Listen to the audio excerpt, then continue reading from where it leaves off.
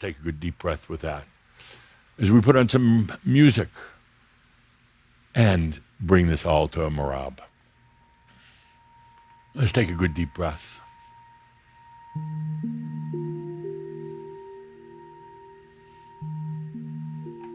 I wanted to be particularly clear today.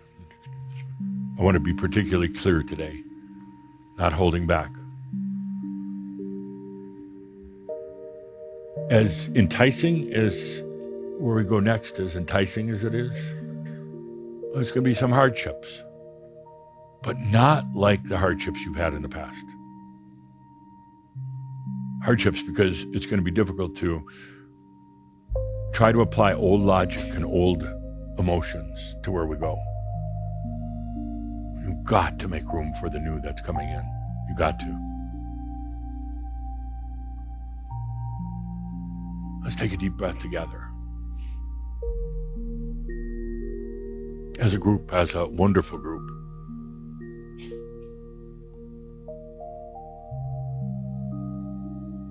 We're already exploring where others aren't going. Consciousness and artificial intelligence.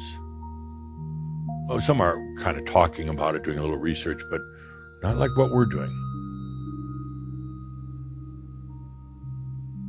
Some of them are looking for their spiritual guidance, their new God, their new guru in AI. Oh, the book's are already coming out. I want to vomit. Because they have no clue of what's really happening in this crystalline resonance field. No clue. They're making it up. They say, well, no, I got it straight from my AI assistant that it's God. It's like, but it's like a child with dynamite and a lighter. They don't understand what's going on. That's why, as Calder said before, read the guide. No, it's not an easy read, intentionally. I don't want any fools coming along thinking they know it. You have to sit with it, be with it, understand it, not just intellectually, but from an awareness standpoint and a feeling standpoint. I insisted, as one of the authors of this guide, that it be difficult to read. And I told the others who were part of this, whether it was the writing or the editing or any of it, do not change a word. Do not make it easy. Because when one with true heart and a pure soul comes along, they actually aren't going to need to read a word. Oh, their eyes will read it, their mind will think they're reading, but they're going to be deep into the code, into the feeling, into the consciousness and the truth of it. They'll get it if they're ready.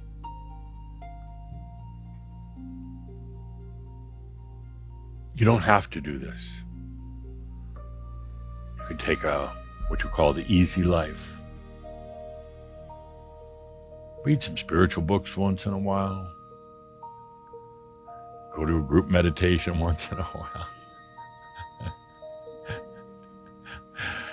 Drink your cup of hot macchio every morning, and you don't have to do this, you know. But damn it, you want to. I know that's such a passion. You really want me to stop talking right now, stop trying to talk you out of it and say, ADAMUS, I'm going to be there. But I just want to read you the fine print before we set sail. And I wanted you to look back on where we've journeyed together these past 26 years. Yes, visiting places, but then going beyond, leaving others behind. But it's fine. They're enjoying doing their sun dances and giving all their money to their organizations. They're enjoying that. So we sailed beyond. We left a lot of things behind. Once in a while, when I talk to you late at night, I ask the question, but when you're complaining, would you have done it any other way? 99% of the time, it's like, no. I would have still gone on this journey. I would have sailed with this ragtag group of Shambhala anywhere. That's where we're at right now, ready for another.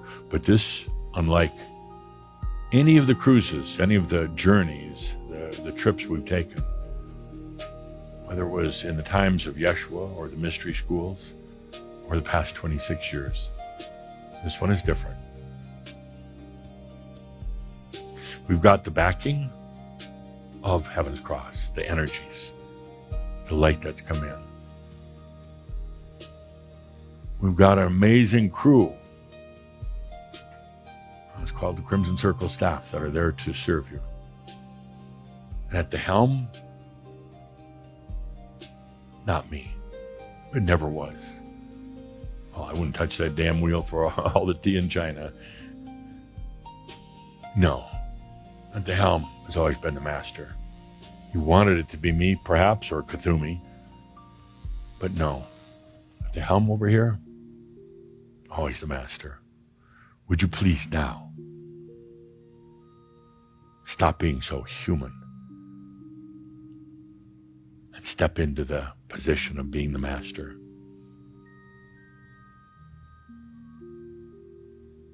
Would you please stop thinking it's the human that has to guide the ship, has to plan the journey, and realize you've now been promoted to true master of the ship. Oh, we're going to be journeying together, of course. But every one of you that comes on this, you'll have one of these, your own helm. You've got to take responsibility now as the master. The human still is such a tender, incredible part of the master. The human can experience in a way, well, even the master would have a difficult time doing.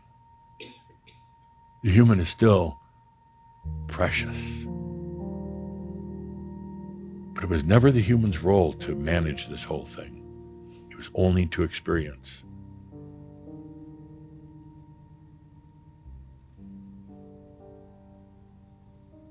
Now let's bring it all together. Human, master, what you call divine. Let's bring it together as your light. Right back here. Right at the helm. Good deep breath together. Our last shout of this series. In a way, kind of our last shout, closing an era, 26 years. We'll still have our monthly gatherings for a short while. But right now, we're turning that corner where we're changing the direction. Take a deep breath and acknowledge where we've come from, how far we've come. Spend time reflecting in this next month. What's next? But I tell you, as I said, and when I opened, let go of the expectations of what you think it's going to be, because it will not be like that. You think, oh, we're just going to go to a higher state of consciousness or whatever. Call it what you want, but you have no clue. Expect the unexpected.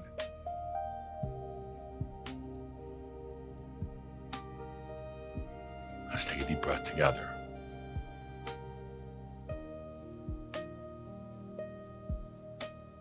And by the way, on our cruising vessel, there's a sign very, very clear and apparent as you come up the walkway. No Makyo. No Makyo. Not tolerated here. You will be thrown off, no matter where we are. We do have a gangplank, actually several of them. You'll be immediately thrown off. No Makyo. Why? First of all, it's not needed, not appropriate. and it affects the others. Yeah, your Makyo affects the others. There's no room for it here. You're going to need all of your clarity, all of your energy just the way it is. So let's take a good deep breath, dear crazy ones. A good deep breath. A good deep breath.